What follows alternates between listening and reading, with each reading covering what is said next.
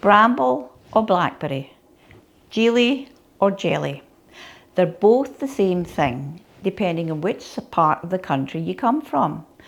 I call it Stella's Bramble Jelly, although I revert back to my Scots of Jeelie, and that's what we're going to make today. And what's the difference between a jam? Well, a jam has got the fruit suspended in it and it's a nice thick paste. And a jeelie or a jelly is clear and got a little sugar to it, because what we've got is the strained fruit boiled up with the sugar, which is our preserving agent, and that's what we're going to make today. And I'm going to get started right now. So what we've got today are some freshly made scones, the Biro recipe. Can't go wrong with Biro. And we're going to have some lovely Edinburgh butter. And what we're going to make will be some bramble jelly. Absolutely delicious, delicious cultured butter. And you can have your scones with cream. But I think when you've got bramble jelly, somehow some really good Scottish butter, you can't beat it. And this is last year's bramble jelly. I don't keep it in the fridge because it goes too liquid. But you see the good set that it has on it. So what we're going to make today, Stella's Bramble Jelly. And James Martin absolutely loved it. That was his favourite. So it's a treat. It's an old-fashioned technique, which I'm going to share with you. Takes a while, but hopefully you find it's worth it.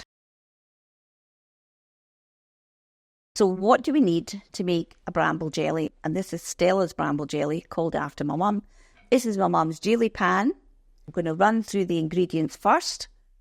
And I had these in my freezer. What have we got in here? We've got apple peelings, apple cores from a chutney. I've got crab apples from my own crab apple tree, the Golden Hornet in the garden. I've got bits of frozen lemon and, of course, blackberries. And I had these in separate freezer bags and I put the weights on them, which is always a big help because that helps with your ingredients. When do we find the blackberries? We find them late August through September into October, but never pick them after the end of October because that's when the devil spat on them. Bad luck, my granny always used to say. So last night I put the ingredients into my big Jeelie pan, but don't worry if you don't have one of them. You can just make it in a big soup pot and you'll be fine with that. The proportions that we need are 1.5 kilos of brambles in here, and I've got the same amount of apple peelings, all the other ingredients, and then I cover them with water. But you can put a smaller amount into the big pot, and then it gets cooked up for about 40 minutes and then covered and left overnight to release the pectins. So the other key ingredient is the sugar, and it's got to be cane sugar. That's really important. You get British sugar, which is made from sugar beet, but you don't get the same set in your jelly or your jam. Now, this is Tate & Lyle cane sugar. That's the best you can buy. This is Sainsbury's here. I checked the back, and it's a cane sugar. It was £1.09 yesterday. And then you can also buy sugar with added pectin, and that was double the price. But you can use it. And I like to use it as well, but it all depends on what you want to use and what your budget is. So the last ingredient we've got here, which we might use, but there again we might not, is a lemon. Because once we've tasted it, once we've reached our setting point and gone through the process, we'll have a taste and we'll go, needs a wee bit sharpen up. But there again, it might be sharp enough from the lemon that we've already used and cooked out in the mash, which we did last night. So we're talking about the old ways of making bramble jelly. Yes, use your Jeelie pan, but you can use a big pan, as I said before. So how people used to strain a jelly was through a jelly bag overnight, which my mum did, over a stool, and it would drip slowly through the night and you would collect your juice. However, I've got a much faster, up-to-date way of doing it. So what I use now are these fine sieves that I got out of IKEA, or you could use your colander or an old sieve, metal sieve that I've got there. Ideal. You also need some large bowls, and this is really useful for skimming off the scum, and a small bowl with cold water, and we'll come to that process later. So what else have we got? We've got our jam funnel that goes into the jars, which have been through the dishwasher, sterilised. These will go into the oven on a tray to get heated, because when we pour the jeelie in, we want to hear a nice sizzle. And then we've got our lids, which we'll put on and cap off. So I'm going to put my 2 soup spoons and the plate into the freezer, because this is going to be part of the testing for setting process. And have a cork handy, and you'll find out later why this is an essential part of the equipment. So what I'm doing now is I'm straining the mash through the fine mesh bowl, or it could be your colander. I'm collecting the juice into one big bowl. I'm giving it a gentle squeeze, maybe get another little bit of juice out. And then the leftover fruit goes into the compost bin to be recycled. So now what I'm doing is straining it through the fine sieve, and you can see the gunk that's collecting there. I'm going to just empty that out into my sink and clean my sieve again. It's important when you're doing your measuring out that you keep track of how many jugfuls you put into your pan, so that you know how much sugar ratio that you're going to be putting into your pan to the liquid.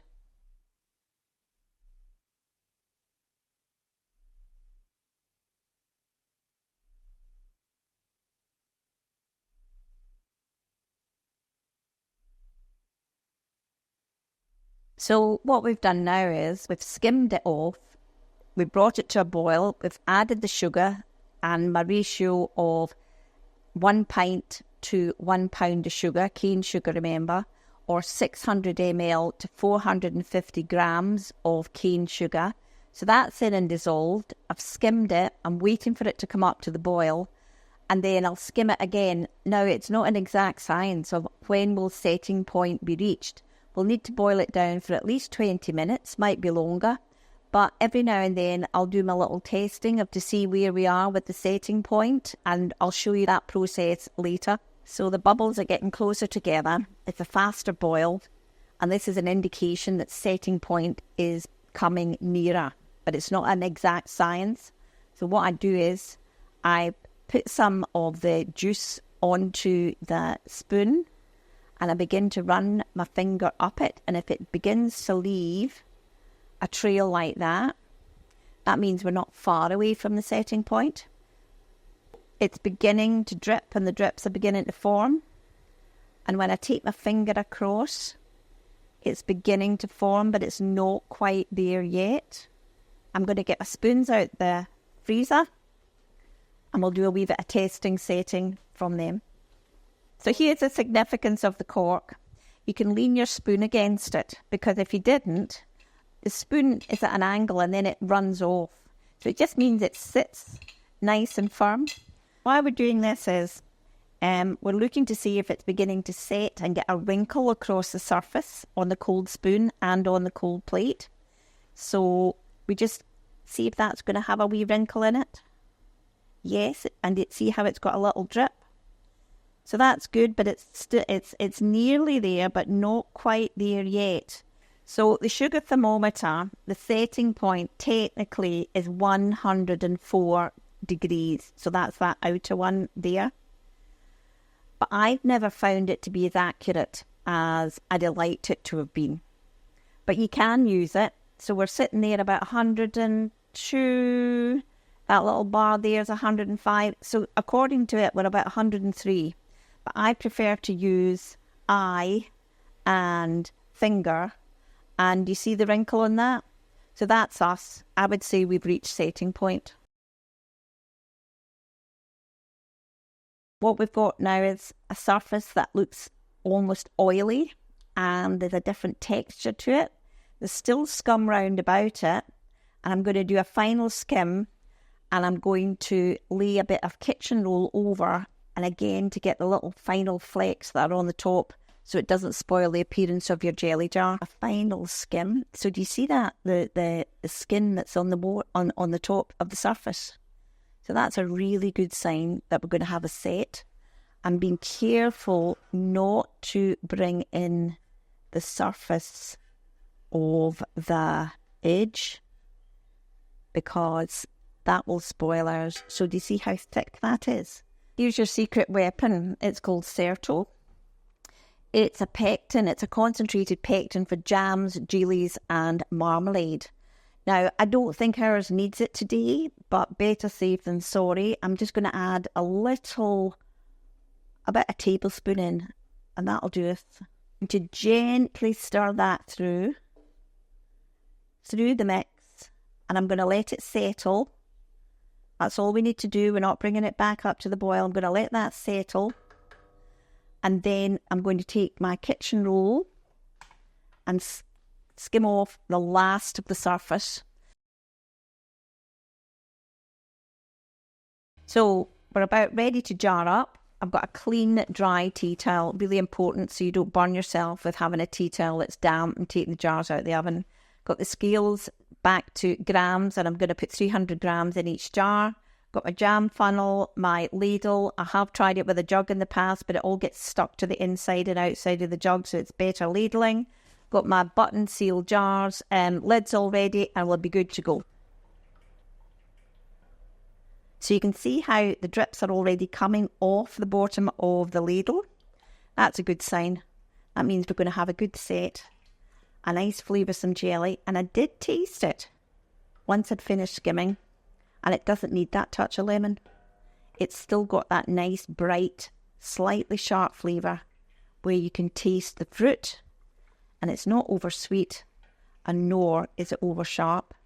But that's something that you can then work out for yourself once you've done it.